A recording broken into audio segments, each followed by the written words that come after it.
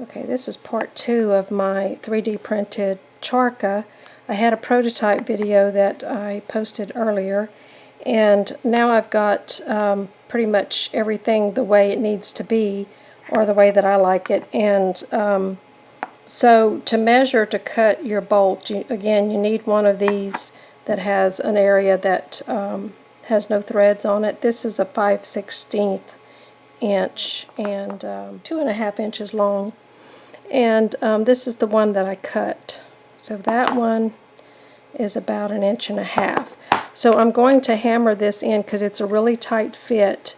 I'm going to hammer it in all the way to where it's seated into this little cube looking base.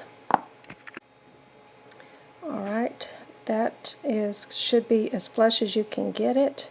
I probably need to hammer mine a little bit more, and the large wheel is going to fit on there like that. And you also should have this little cap printed so that you can turn this and let it swivel in your hands like I showed in the previous video.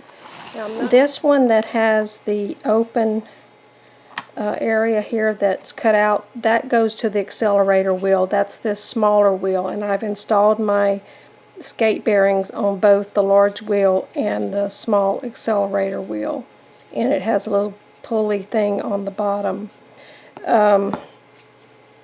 This one you're going to need the 5/16 inch bolt cut to the right height for this, and this one I need to clean it up on the inside a little bit before I hammer that in, but I'm going to hammer this one in just like I did for the large wheel. Okay, and this one is going to sit on top of this little thin square piece here, and this one is going to have a 1/4 inch. I believe this is a 1/4 inch bolt. I went over the hardware in a previous video, and this one also is going to be hammered down. Well, that one slipped in pretty easily, but it's not going to swivel in there. It's going to fit right into that little hex thing. And this one's going to sit on here like this with a washer and a wing nut. And this shouldn't stick up too far. If you didn't watch the other video, I think this is, it looks like it's a little bit less than 1 inch. Just enough to get your wing nut on there. If it sticks up too far, it won't. It'll stick up too high above the edge of the box. And this is how you tension the accelerator wheel. And then this will sit on here like this. So now we're going to move on to the parts for the spindle holder. I'm going to have this tensioner that's going to have mount into this one just like for the accelerator wheel. It's the same size bolt. This is all going to be glued down so it won't move around.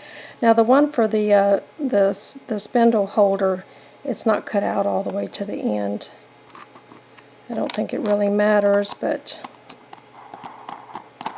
just to tell them apart. And this one also has a little step up, and it has the little, it looks like a football goal on it. And this is where the spindle holder sits.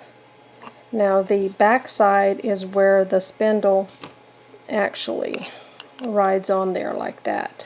So that's going to be at the back, mounted on like that. Before I mount that, I want to put on the little kickstand, and I have to measure because I didn't plan ahead where to put the kickstand, and the kickstand goes on the back. You can see where I put it on this one. And the way I had to measure where it goes is I had to put a pin, just like I'm using some sort of a piano wire, I believe. I think this is about 1 millimeter thick in diameter. So just put a pin in there with everything assembled, And it has to be assembled on this so you can measure it, because it's not going to be flush with the table. So you would put your kickstand where you want it. I'm hoping I'm keeping all of this in the camera. Set this on the table and put the kickstand where you want it. And mark the spot and drill a little hole, and then use a screw to put the kickstand on. So it's easier to put it on before it's permanently mounted onto the tensioner base. So I'm going to go ahead and measure and drill a hole now. Okay, so I'm just going to put that little screw in there. It's the only kind I have. It may not be the right kind, but it works. You want it to be able to swivel on there. I think a panhead screw might work better, but this is what I have, just so it doesn't go through all the way. And so the kickstand will just swivel on there like that. Okay, I'm going to use a piece of this stretch cord. It's hollow on the inside. You can use heat shrink or whatever will fit on your pen, because I have to have a way to keep this from coming off once I get it installed. But I'm only going to just put a little piece on one end of this. And I haven't tried this before, so I don't know how long it'll hold. I probably should put a little dab of glue on there. But let me just see if it'll slide all the way through. I think that'll be a good stopper for it. And I'm going to go ahead and just do it on one end. I'm going to cut that off. Okay, I'm really having a hard time with this one, so I may have to use the clip from my previous video, but I did put a little putty on top of that hole to try to help me control this thing.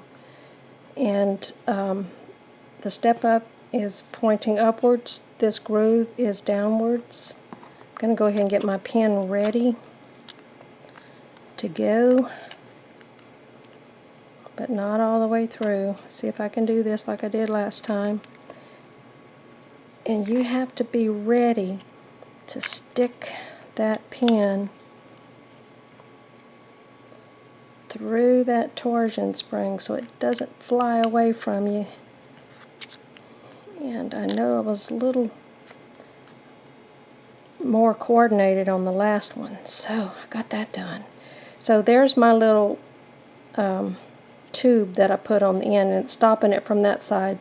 So what I'm going to do is trim this one down and put another piece of this on the other end to keep that pen from sliding out.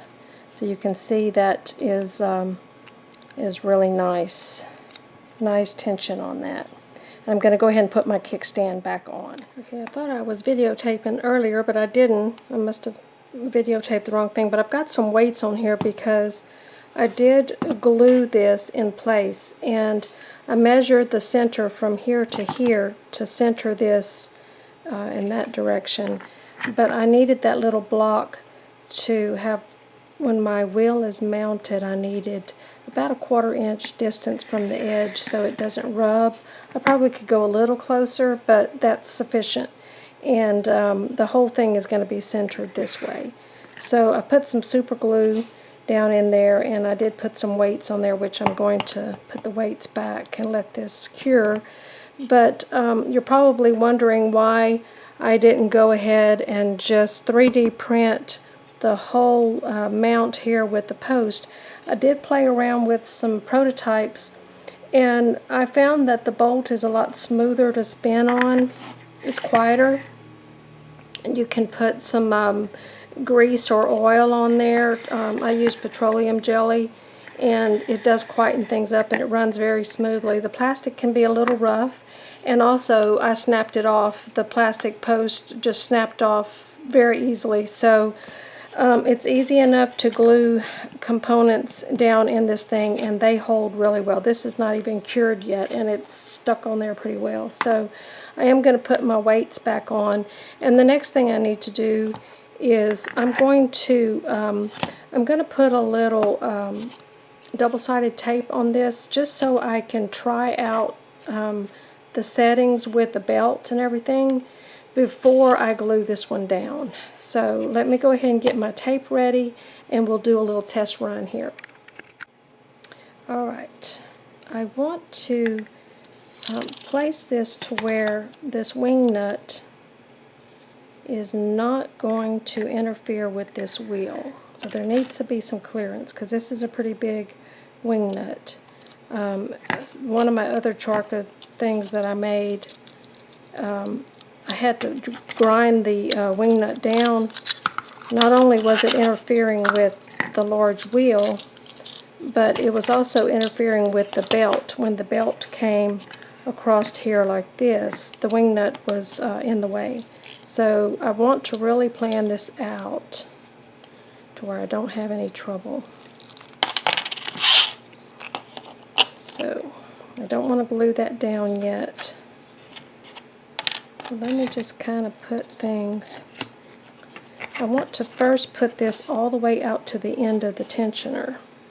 Just try it right there for a second. See. My ultimate goal is that I can have this accelerator wheel, when it's extended to the end of its tensioner, that it can go right up into that corner. And I can use a shorter band by moving it in, and I can also swivel it in any direction like that I need to get my perfect tension. But for now, I just want to make sure that that wing nut is not going to bump into my big wheel.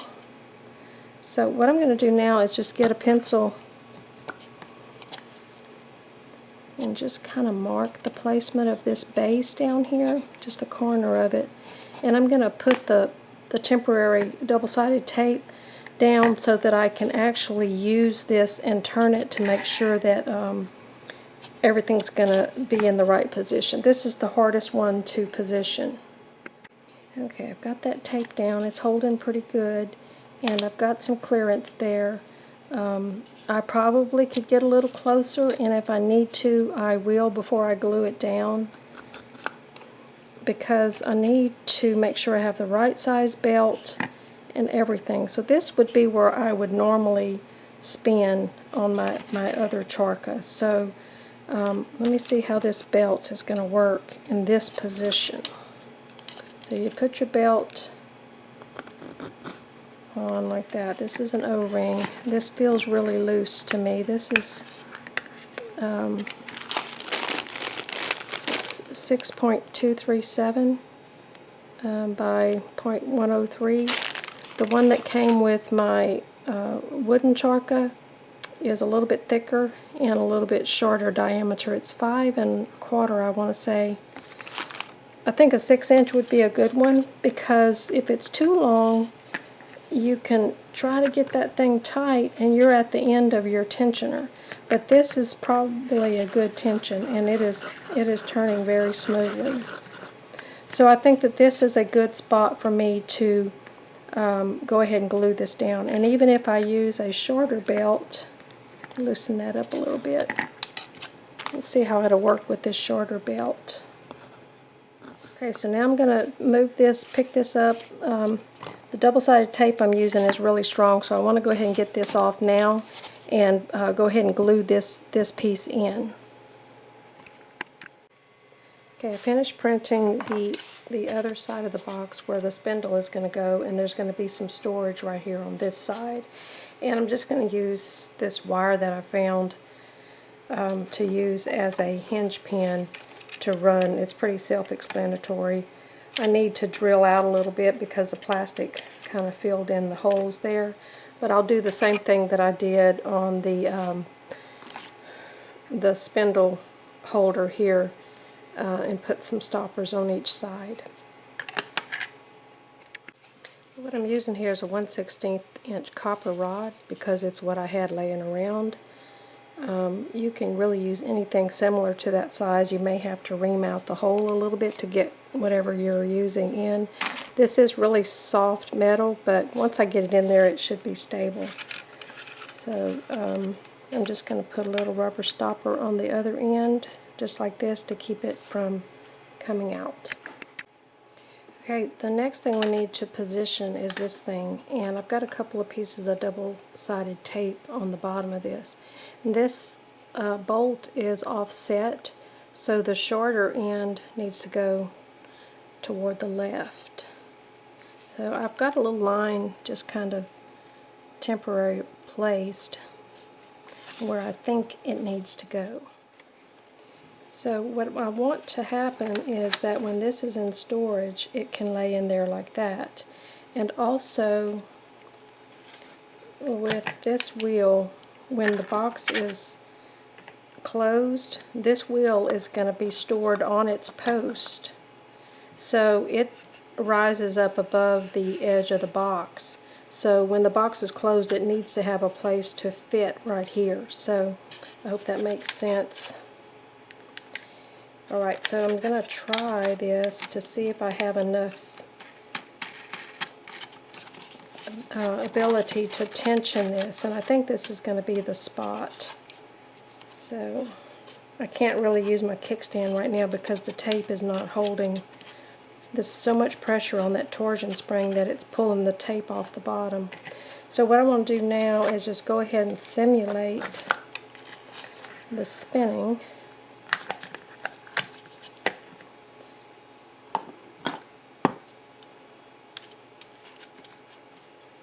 And this band I showed in one of the other videos. It's just some jewelry stretch cord, and I've heated the ends of it and made my drive band for my spindle. You can use just about anything, cotton cord or whatever, but I like this stretch cord. So this spindle that I'm using is one that I've already been spinning on, but I would want my little disc here to be pushed when I begin spinning. I don't want this disc rubbing on the side of the box. So whenever I get my spindles ready that I'm going to be using with this box, I'm going to glue my little washer to where that spindle clears. And you see this is leaning a little bit, so I need to get it to where this is perpendicular, and then you disengage the kickstand and you can spin. So I think that that is a really good position for me. So I have one end of it marked, and I'm going to go ahead and glue this down at that position. So I'm going to be gluing only the base. So I'm going to take this off. Put that kickstand down so it doesn't spring up. And that double-sided tape really sticks. So I've got it about 1/4 of an inch away from the edge there, so I'm going to get some super glue and glue this down in that position. Okay, I've got both of my little spindle racks made, and not all of my spindles are the same. But I plan on making a set of spindles just for this box, which are going to be with this knitting needle kind of setup. And so I'm going to base it off of this one. I do want some space here, and I plan on using the little extension at the back of the pulley here for this other end. So I'm going to make some marks in my box. The other thing is I do want a little bit of storage area here, and I plan on making some sort of a weight to go right here, because I do find that this box moves around a lot. So right now I'm printing up a little cover that maybe I can put some, these are lead beads for divers belt, weight belts. Or you can use fishing weights or anything like that. I just have to determine how much weight I need to steady this box. The wood, I showed this previously. This is a little disc that I printed and a little pulley. This one is glued in, this one is not. And I printed this up in black this time, and I also eliminated that extra little piece. I don't know that I need it. It does give you a little more surface to glue on, but I took it off so that I could just print this up flat. So this has got a bigger hole in it, and I'm using a clothes hanger that I sharpened to a point. this time. This one is made out of a knitting needle. And this one's got a really tight fit, but I made a mark right here where I want it to stop. And when I get it close to there, I'm going to put a little super glue on there and glue it on. But this is really tight, and you want it to be. So I'm going to go ahead and get this one installed on there. For this one, for the placement of this, I put some white paper under here so that you could see it. The thing that I'm looking at is I want it to clear the edge of the box. So all of this is glued down to where I need it. This thing can swivel a little bit like that, but most of the time you're just going to have it on there straight. So I want to figure out where I want my little washer to be glued down. Some of my spindles are loose in here. This is a traditional store-bought, I ordered this online. It's a spindle, so it's pretty loose in the rack. This one that's made of the knitting needle, it fits pretty snug in there without any help at all.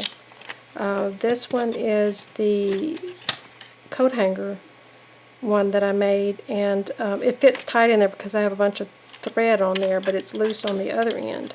So I'm making these little latches to hold them in. I'm just using some more of that same copper wire that I had because it's easy to bend into a little coil and to make these little latches. And I'm mirror imaging them on either side just because I can, and that way I can open them out to take the spindle out. Okay, I think I'm about finished with my box Charkha. I added some 4-ounce weights. I put a little super glue on there, and they're really holding. And I find that that's plenty of weight to keep this thing from sliding around. I did make a little box that I thought I would put some of these diving weight beads in there and then just glue this down permanently. But I found that these weights are plenty. I can always go back and put this in. This is about 7 ounces worth that I could put there if I needed to. But I like the way this hides underneath there and you don't even know it's there. When I do close the box, I find that if I want to leave this little handle on, I have to put this about in this area so that it doesn't bump into anything when I close the lid. I originally bought this hook and staple to put on to latch my box with, but I felt like it was too clunky looking, so I dug around in my button box and I found these little steampunk. They were out of the scrapbooking department at Michael's, and I added a button shank on the back of them, and I just put a little clip. I don't know if it's showing in the camera. It's a little clip that you find on the backs of button cards. And I drilled a hole into the box and stuck the button shank through the hole, stuck the clip on there to hold it in. And I just made it like a stationary box where you just take a little piece of string and just go in a little figure 8. Let's see if I'm still in the camera. And that holds it together, and I think it looks really cute. So I have been spinning on this, and it's spinning very well, and I am pleased with the way it came out.